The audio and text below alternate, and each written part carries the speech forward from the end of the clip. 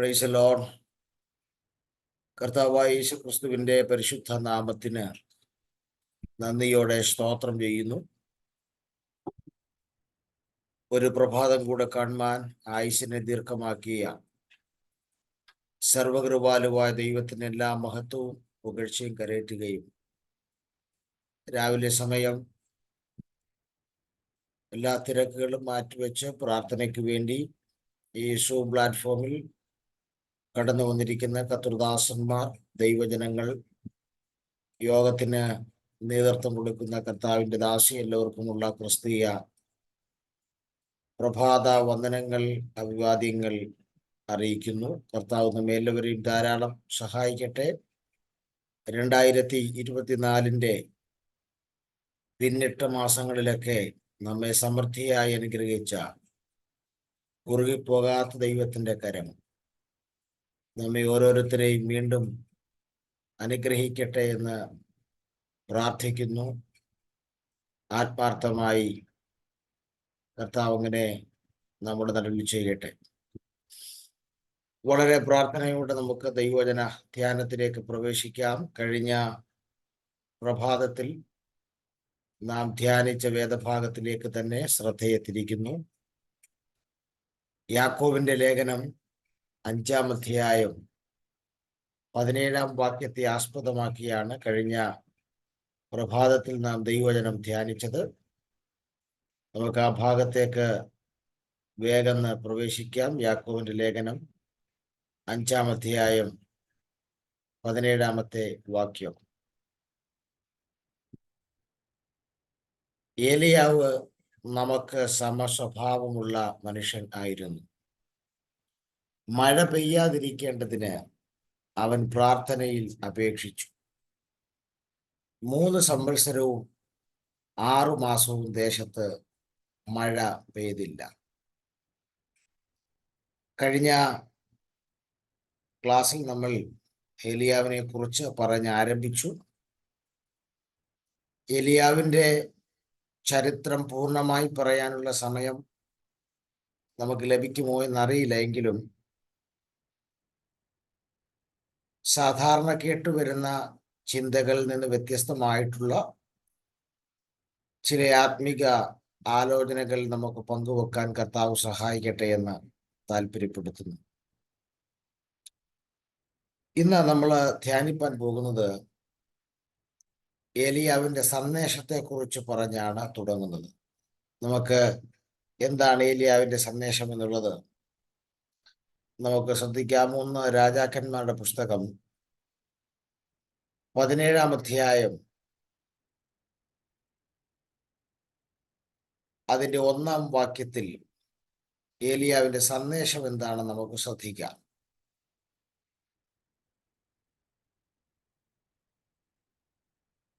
എന്നാൽ ഗിലെയാദിയിലെ തിശ്ബിയിൽ നിന്നുള്ള തിശ്ബിനായ ഏലിയാവ് ആഹാബിനോട്, ഞാൻ സേവിച്ചു നിൽക്കുന്ന ഇസ്രായേലിന്റെ ദൈവമായ യഹോവയാണ്, ഞാൻ പറഞ്ഞല്ലാതെ ഈ ആണ്ടുകളിൽ മഞ്ഞും മഴയും ഉണ്ടാകയില്ല എന്ന് പറഞ്ഞു. അപ്പൊ ഏലിയാവിന്റെ സന്ദേശം ഒരു രാജ്യത്തിന്റെ ഭരണചക്ര ഉള്ളംകരങ്ങളിൽ തിരിക്കുന്ന ആഹാബിനോടാണ്. സന്ദേശം ദൈവത്തിൽ നിന്ന് കഴിഞ്ഞ 6 മാസമായി പ്രാർത്ഥനാമുറിയിൽ നിന്ന് പ്രാപിച്ചതാണ്. എന്താണ് സന്ദേശം?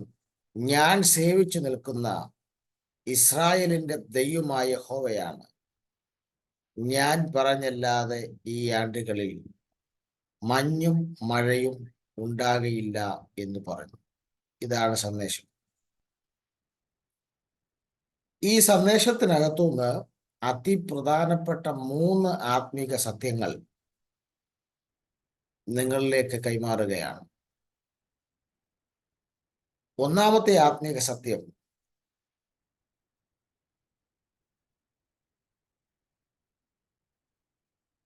ഇതിൻ്റെ മലയാള പരിഭാഷയിൽ കാണാത്ത ഒരു ചിന്ത ഇംഗ്ലീഷ് പരിഭാഷയിൽ, ആംഗലേയ ഭാഷയിൽ കാണാൻ കഴിയുന്നുണ്ട്.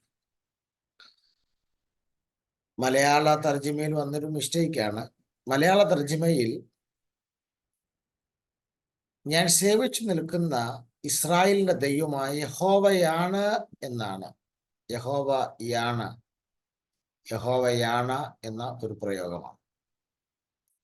എന്നാൽ ഇംഗ്ലീഷ് തർജ്ജിമയിലേക്ക് നിങ്ങൾ നോക്കുമ്പോൾ as the Lord God of Israel ലിവത്ത് എന്നാണ് കൊടുത്തിരിക്കുന്നത്.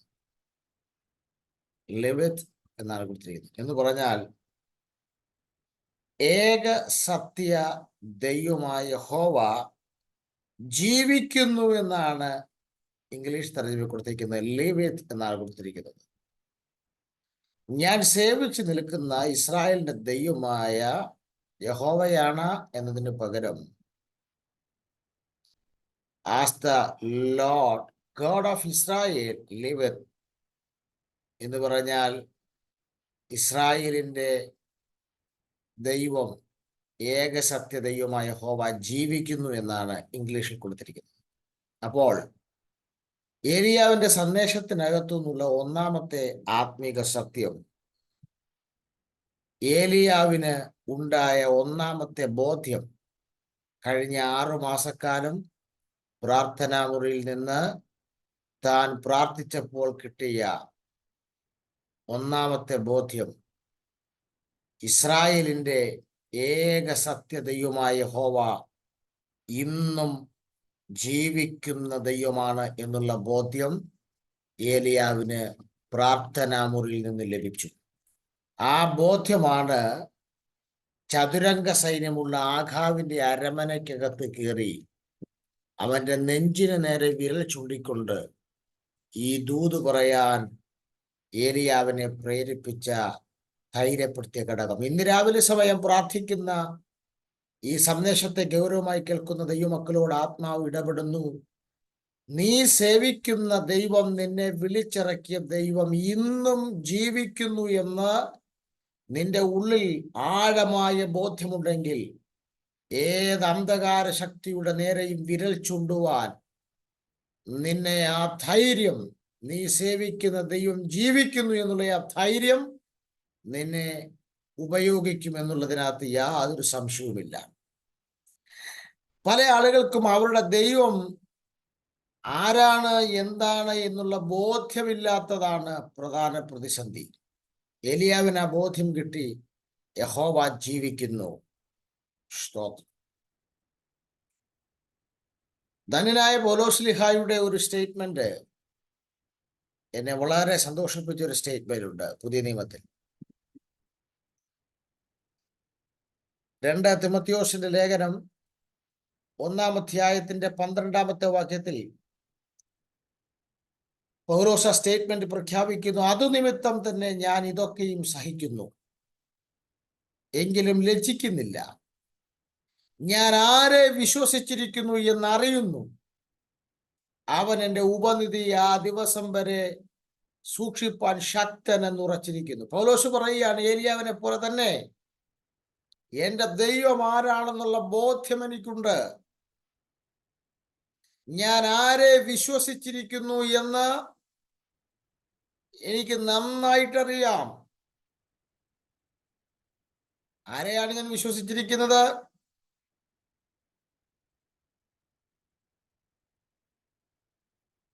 എനിക്ക് എൻ്റെ ദൈവത്തെ നന്നായിട്ടറിയാം. എൻ്റെ ദൈവം, ഞാൻ വിശ്വസിച്ചിരിക്കുന്നവൻ എൻ്റെ ഉപനിധിയാണ്.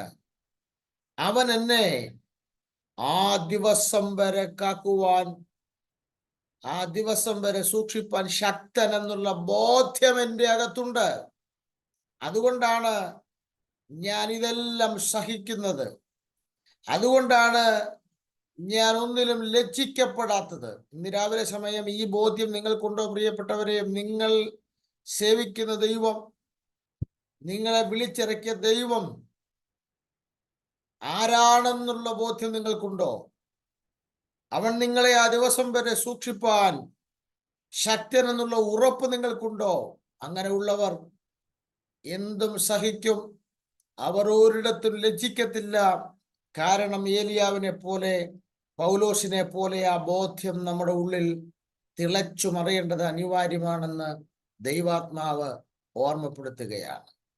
അപ്പോൾ ഏലിയാവിന്റെ സന്ദേശത്തിൽ തനിക്കുണ്ടായിരുന്ന ഒന്നാമത്തെ ബോധ്യം, തൻ്റെ ദൈവത്തെക്കുറിച്ചുള്ള കാഴ്ചപ്പാട്, അവൻ ഇന്നും ജീവിക്കുന്ന ദൈവമാണ്. അവൻ അവൻ ഇന്നും ജീവിക്കുന്ന ദൈവമാണ് എന്നുള്ള ബോധ്യമാണ്. ഇനി രണ്ടാമത്, ഏലിയാവിന്റെ സന്ദേശത്തിൽ നിന്ന് നമുക്ക് മനസ്സിലാക്കാൻ കഴിയുന്ന രണ്ടാമത്തെ ആത്മീക സത്യം,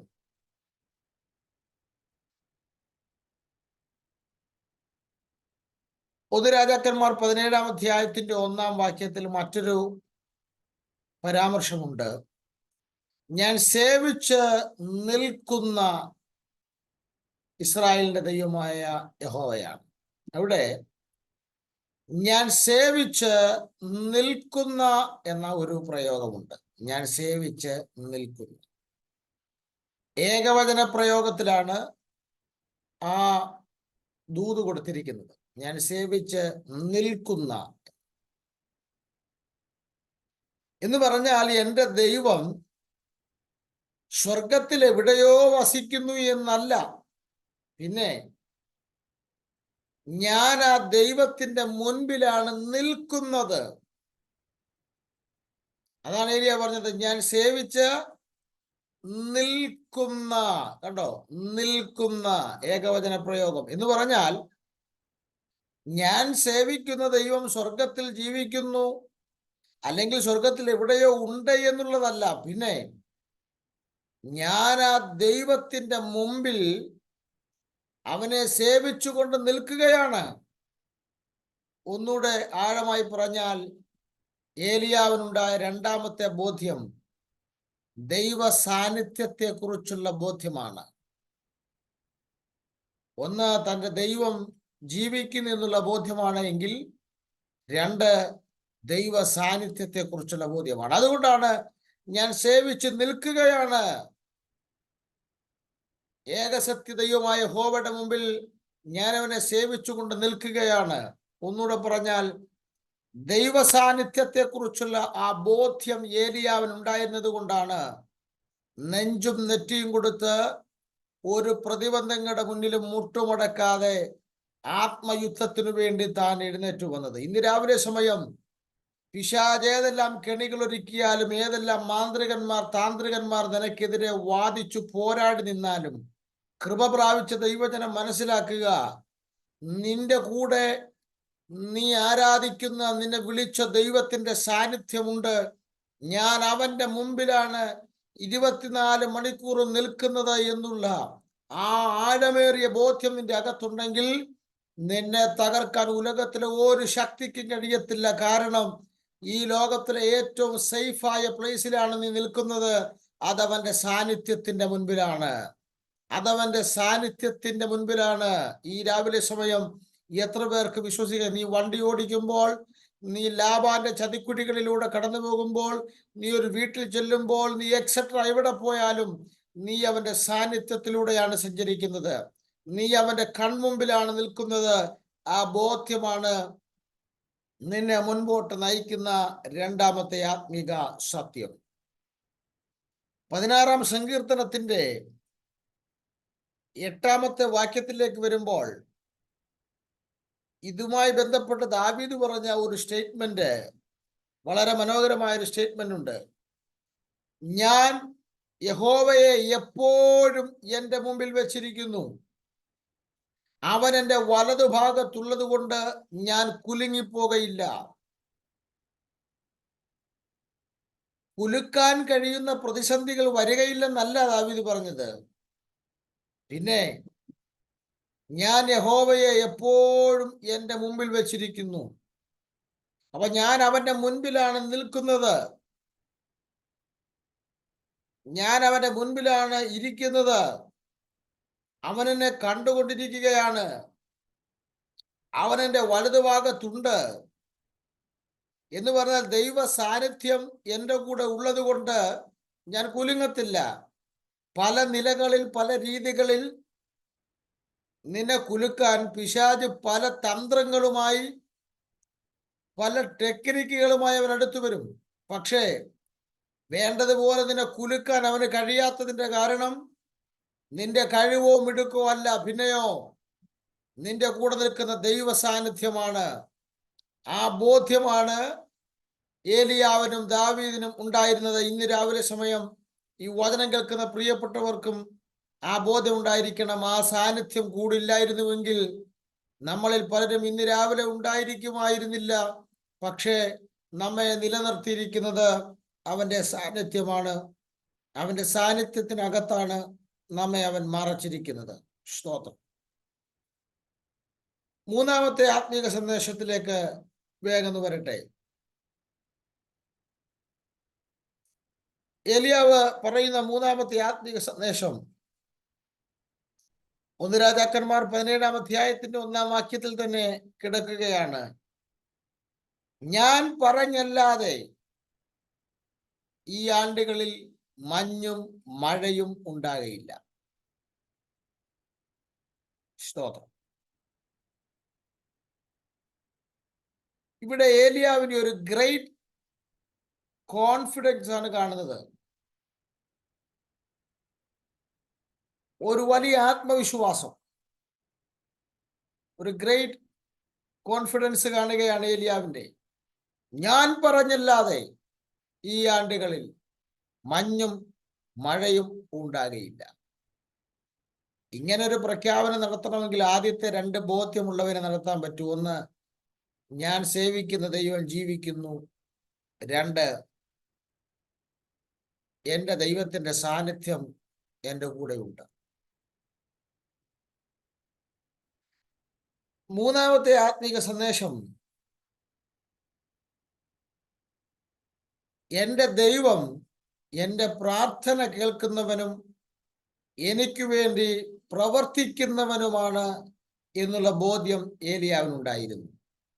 അതല്ലെങ്കിൽ ലളിതമായി പറഞ്ഞാൽ, പ്രാർത്ഥിക്കുന്നവന് വേണ്ടി പ്രവർത്തിക്കുന്ന ദൈവമാണ് എൻ്റെ ദൈവം എന്നുള്ള ബോധ്യം ഏലിയാവിനുണ്ടായിരുന്നു. പല ആളുകളും പ്രാർത്ഥിക്കുന്നുണ്ട്, പക്ഷേ അവരുടെ ബോധ്യം എങ്ങനെയാണെന്ന് എനിക്കറിയില്ല. പണ്ട് മഴയില്ലാതിരുന്നൊരു ദേശത്ത് ക്രിസ്ത്യാനികളെല്ലാം കൂടി മഴയ്ക്ക് വേണ്ടി പ്രാർത്ഥിക്കാൻ കൂടിയപ്പോൾ ഒരു പുരോഹിതൻ മഴയ്ക്ക് വേണ്ടി പ്രാർത്ഥിച്ചു. ജനം പിരിഞ്ഞു പോയി കഴിഞ്ഞപ്പോൾ പുരോഹിതൻ എവിടേക്കോ ഇറങ്ങാൻ തുടങ്ങിയപ്പോൾ കപ്പ്യാര് പറഞ്ഞു, കൊടയെടുത്തോ, മഴ പെയ്താൽ. പുരോഹിതൻ പറഞ്ഞു, ഈ ആണ്ടിലെങ്ങും പെയ്യുന്ന ലക്ഷണമില്ലെന്ന്. ഇതുപോലെയാണ് നമ്മുടെ പലരുടെയും പ്രാർത്ഥന. ഒരു വിഷയത്തിന് വേണ്ടി പ്രാർത്ഥിക്കുമ്പോൾ ആ വിഷയത്തിന്റെ മറുപടി ലഭിച്ചു എന്ന് വിശ്വസിച്ചുകൊണ്ട് പ്രാർത്ഥിപ്പീൻ എന്നാണ് തിരുവെഴുത്ത് പഠിപ്പിക്കുന്നത്. ഏലിയാവിന്റെ സന്ദേശത്തിലെ ആത്മീക ബോധ്യം, പ്രാർത്ഥിക്കുന്നതിന് വേണ്ടി പ്രവർത്തിക്കുന്ന ഒരു ദൈവം ഇന്നും ജീവിക്കുന്നു എന്നുള്ള ബോധ്യം ഏലിയാവിനുണ്ടായിരുന്നു. അവൻ എൻ്റെ പ്രാർത്ഥന കേൾക്കും, അവൻ എനിക്ക് വേണ്ടി പ്രവർത്തിക്കാൻ തൃക്കരം നീട്ടും. ആ ആഴമേറിയ ബോധ്യം ഏലിയാവിനുണ്ടായിരുന്നു. നോക്കി, തൻ്റെ 6 മാസത്തെ പ്രാർത്ഥനയുടെ ഫലമായിട്ടാണ് ദൈവം മഴയെ ശ്വാസിച്ചത്. ആ ഉറപ്പ് ഏലിയാവിന് അറിയാമായിരുന്നു.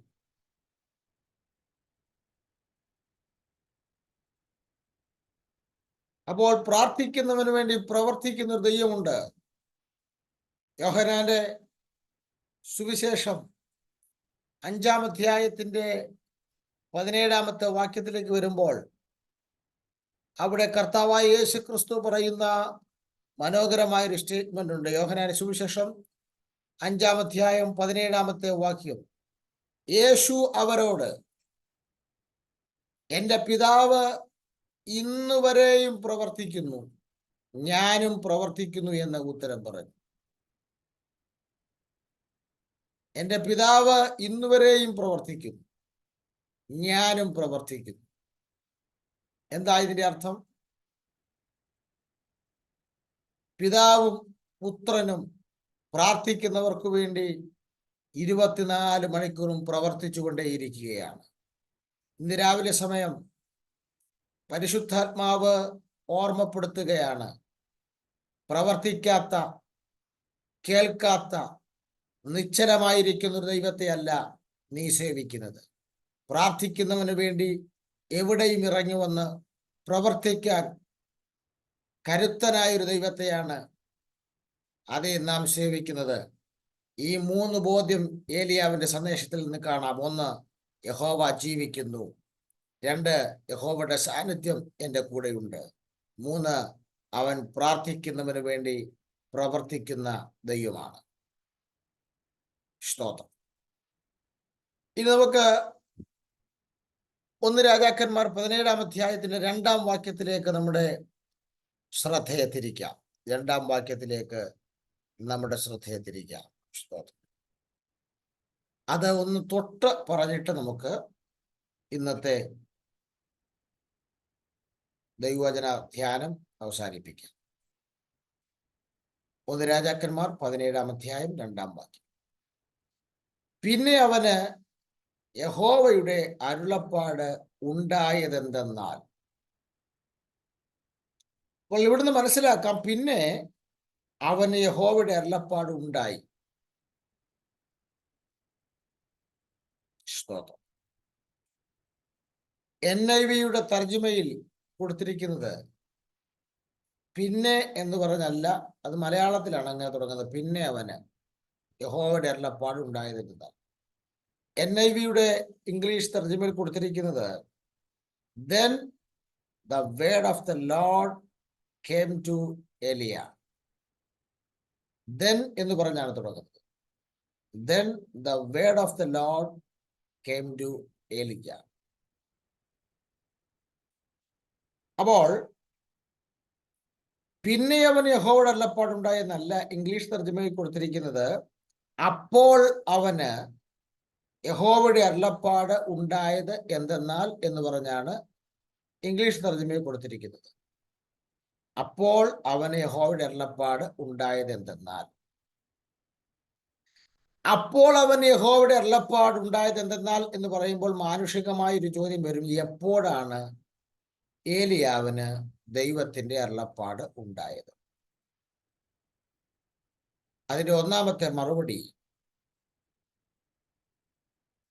6 മാസം താൻ പ്രാർത്ഥിച്ചപ്പോൾ ലഭിച്ച ദൈവത്തിന്റെ ആലോചന ഒട്ടും കുറയ്ക്കാതെ ആഗാവിന്റെ കൊട്ടാരത്തിൽ വന്ന ആഗാവിനോട് അറിയിച്ചു കഴിഞ്ഞപ്പോൾ ഉടനെ അടുത്ത അരുളപ്പാട് ഏലിയാവിന് ഉണ്ടാകുകയാണ്. ഇവിടെ നിന്ന് നമുക്ക് മനസ്സിലാക്കാൻ പറ്റുന്ന 1-2 ആത്മിക ചിന്തകൾ പറയാം. അപ്പോൾ അവന് യഹോവയുടെ അരുളപ്പാടുണ്ടായി. എപ്പോഴാണ് ഉണ്ടായത്? 6 മാസത്തെ പ്രാർത്ഥനാ മുറിയിൽ നിന്ന് പ്രാപിച്ച ആലോചന ആഗാവിനോട് പറഞ്ഞു കഴിഞ്ഞപ്പോൾ അവന് വീണ്ടും ദൈവത്തിന്റെ അരുളപ്പാടുണ്ടായി. ഇവിടെ നിന്ന് ദൈവമക്കളാകുന്ന നമുക്ക് ലഭിക്കുന്ന ഒന്നാമത്തെ ഒരു ചിന്ത, വെളിപ്പെട്ട് കിട്ടിയ ദൈവത്തിന്റെ ആലോചന, ആത്മീക സത്യങ്ങൾ നാം അനുസരിച്ച് കഴിഞ്ഞാൽ മാത്രമേ തുടർന്നുള്ള ദൈവിക ശബ്ദം നമുക്ക് ദൈവത്തിൽ നിന്ന് ലഭിക്കൂ എന്നുള്ളതാണ് ഇവിടുന്ന് മനസ്സിലാക്കിയ ഒന്നാമത്തെ കാര്യം. ചില ആളുകൾ പറയുന്നു, ദൈവം എന്നോട് കുറച്ച് ദിവസമായിട്ട് ഇടപെടുന്നില്ല, ദൈവം എന്നോട് കുറച്ച് ദിവസമായി സംസാരിക്കുന്നില്ല. പ്രിയരെ, ദൈവത്തിൽ നിന്ന് കേട്ടതും അറിഞ്ഞതുമായ വെളിപ്പെട്ട് കിട്ടിയ ദൈവത്തിന്റെ ആലോചന എവിടെയാണോ പോയി പറയേണ്ടത്, എവിടെയാണോ അറിയിക്കേണ്ടത്, അത് നീ പൂർണ്ണമായി അനുസരിക്കുകയും അത് നീ പൂർണ്ണമായി അറിയിക്കുകയും ചെയ്താലേ ദൈവം അടുത്ത ആലോചന നിന്നോട് പങ്കുവെക്കുകയുള്ളൂ, അടുത്ത അരുളപ്പാട് നിന്നോട് അറിയിക്കുകയുള്ളൂ. സ്തോത്രം. അതാണ് മനസ്സിലാകുന്നത്. നിങ്ങൾ ഏലിയാവിന്റെ ചരിത്രം പഠിച്ചാൽ ഓരോ സ്ഥലത്തും ഏലിയാവിനോട് ദൈവം പറഞ്ഞ ആലോചന ഏലിയാവ് അനുസരിച്ച് കഴിയുമ്പോഴാണ് അടുത്ത ഘട്ടത്തെക്കുറിച്ച് ദൈവത്തിന് സംസാരിക്കാനുള്ളത്. അപ്പം ദൈവം നിന്നോട് പറഞ്ഞ ആലോചനകളിൽ ഏതെങ്കിലും ഒന്നെങ്കിലും അനുസരിക്കാതെ കിടപ്പുണ്ടെങ്കിൽ അടുത്ത മേഖലയിൽ ദൈവം ഇടപെടുമെന്ന് പ്രതീക്ഷിക്കരുത്.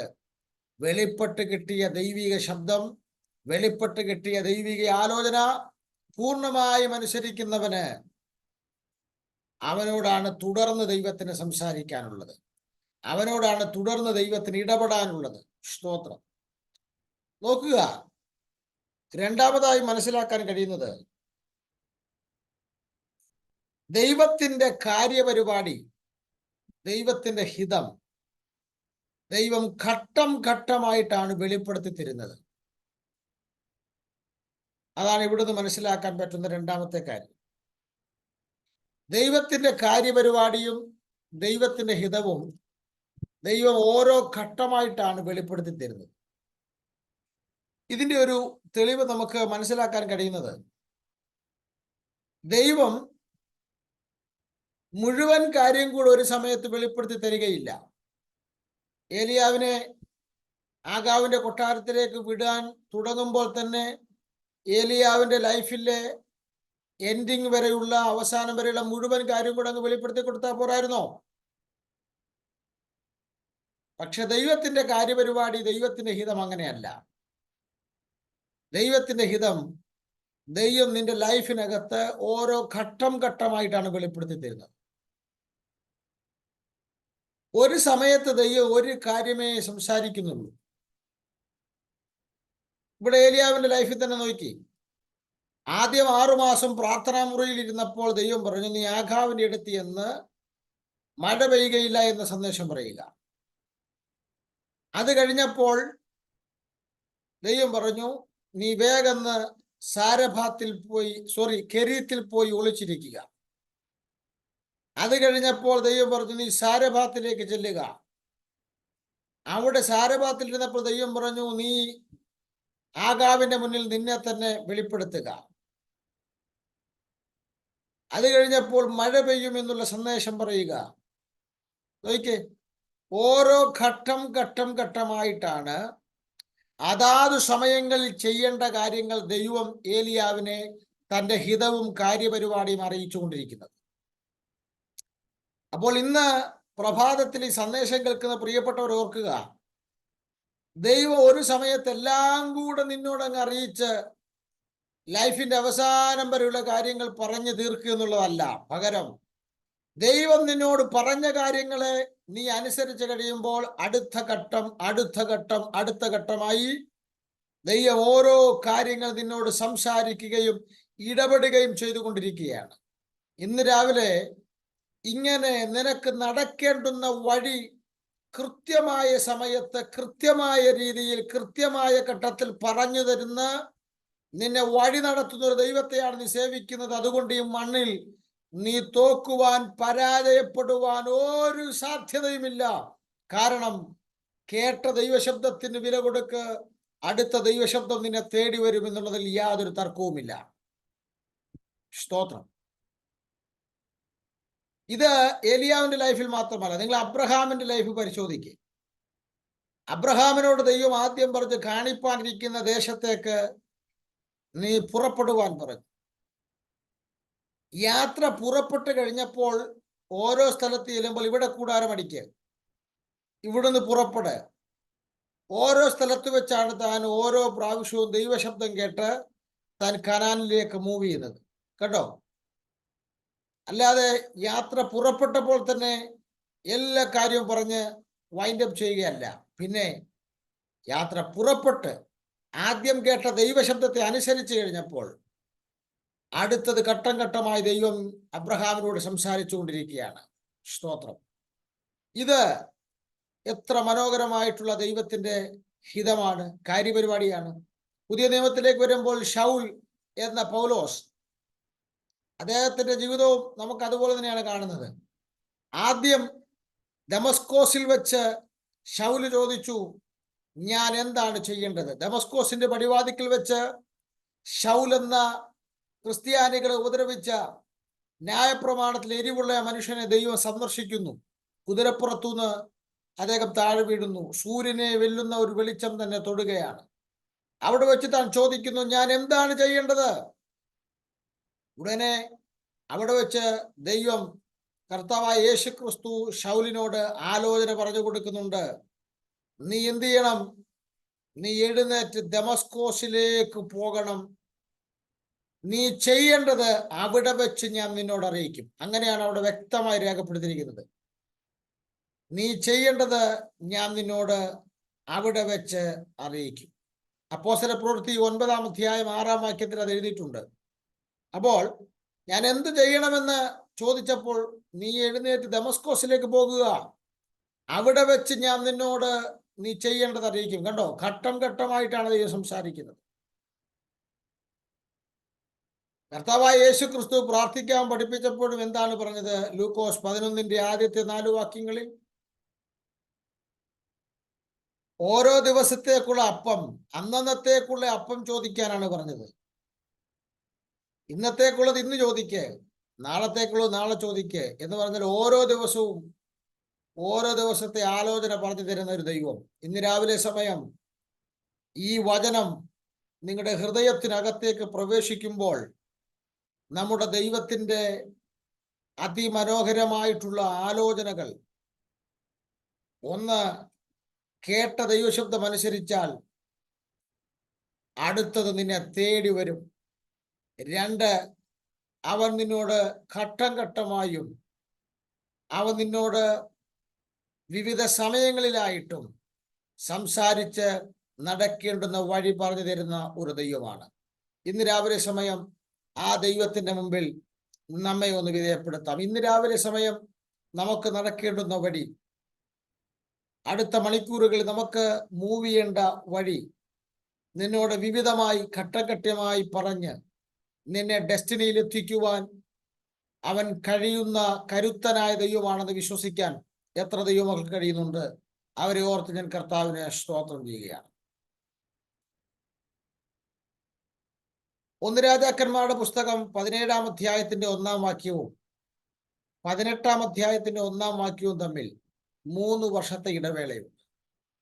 ആ 3 വർഷത്തെ ഇടവേളയിൽ ദൈവം തന്റെ ദാസന് വേണ്ടി ചെയ്ത അതിമനോഹരമായ പ്രവർത്തനങ്ങളാണ് നമുക്ക് ഇനി ചിന്തിപ്പാനുള്ളത്.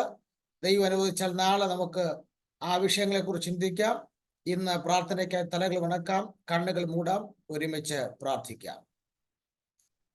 പ്രിയ പിതാവേ, നസ്രയനായ യേശുവിൻ നാമത്തിൽ ഇന്ന് രാവിലെ സമയം ഞങ്ങൾക്ക് ഏലിയാവിന്റെ സന്ദേശത്തിലൂടെ ലഭിക്കപ്പെട്ട 3 ആത്മീക ബോധ്യങ്ങളും ശേഷം ദൈവത്തിന്റെ ആലോചനയിൽ നിന്ന് മനസ്സിലാക്കേണ്ട അതിപ്രധാനപ്പെട്ട 2 കാര്യങ്ങളും ഇന്ന് രാവിലെ കർത്താവ് ഞങ്ങളെ പഠിപ്പിച്ചതിനായി സ്തോത്രം ചെയ്യുന്നു.